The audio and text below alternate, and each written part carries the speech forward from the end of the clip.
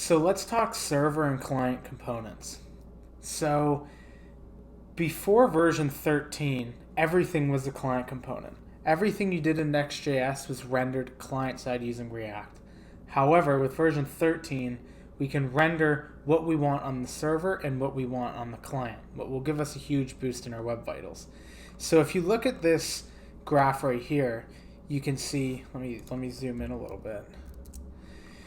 You can see that the nav bar, the purple is server rendered and the blue is client rendered. So you can see that the actual nav bar itself is rendered on the server, but then the search bar, something that requires state, is rendered on the client.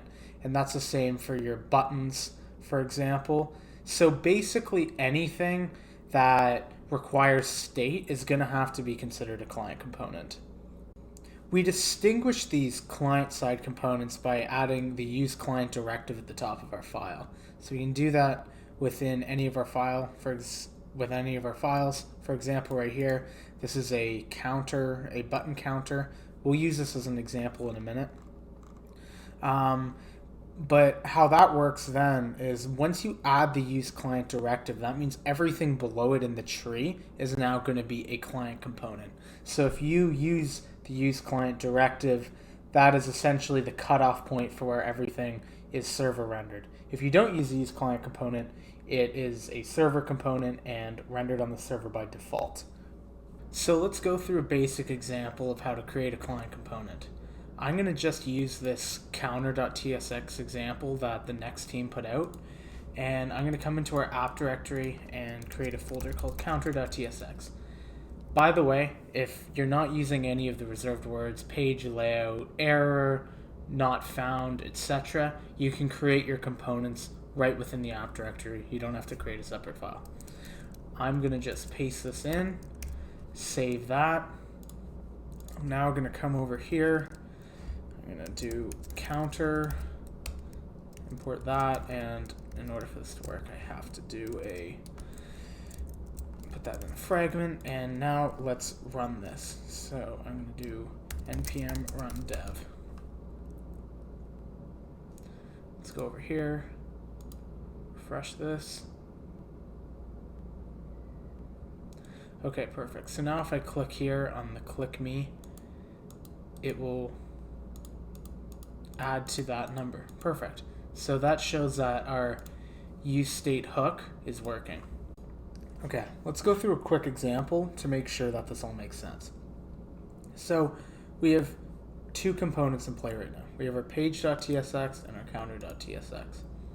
Let's see what happens if I do just a console.log within our page.tsx.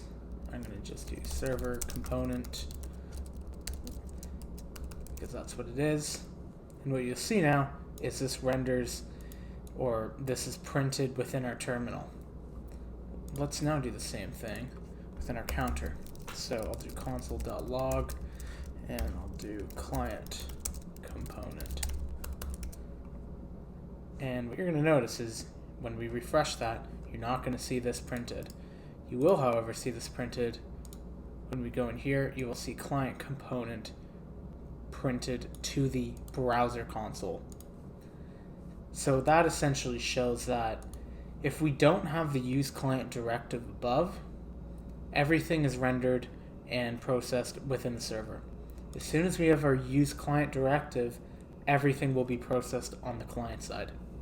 We talked about how you can make your functional components asynchronous for your data fetching. However, what happens if we just do async here? You're going to see that that throws an error when we render this component within our actual page.tsx file. Let's see what it says. So counter cannot be used as a JSX component. Its return type is promise and element.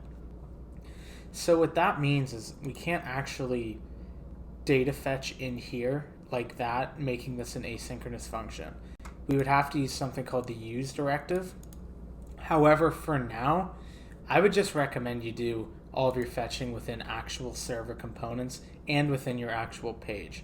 I can't really think of a time, at least right now, where you won't be able to do that and get around any issue that you might have. So I think that's the way of attacking that for now. It even says essentially if you want to do any client-side component fetching that you should be using a third-party library, and using fetch is not recommended as of the time of recording this. So yeah, this was a short one, but this is all for now. In the next one, we're going to go over some of the final server actions that exist, and then that'll be about it for this tutorial. That'll give you all the basics you need to know to be able to build what you want with Next.js 13. There are a lot of other things to cover, such as cookies and headers and things of that nature. However, if you can get this far and you can understand everything that we've done in this series so far, this will give you a good framework to kind of build off of and become a better Next.js 13 developer. So yeah, that's it for now. If you like this content, please like and subscribe, and yeah, I'll see you in the next one.